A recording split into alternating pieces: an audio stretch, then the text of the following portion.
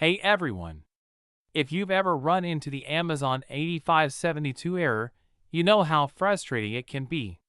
Don't worry, I've got a solution that worked perfectly for me, and I'm going to be sharing it with you in this video.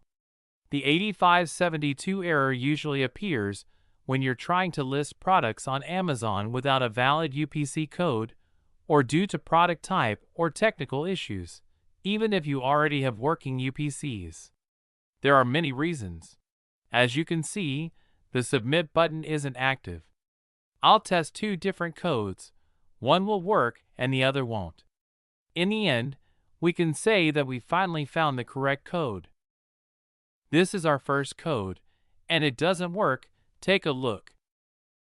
I tested a bunch of different codes from different sources, but honestly, most of them didn't work. Then I tried the website by barcodescheap.com, and their UPC codes worked seamlessly.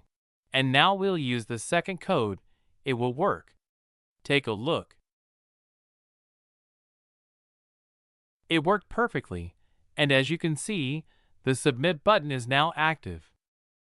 With By Barcodes Cheap, you can get a fully working UPC code for Amazon.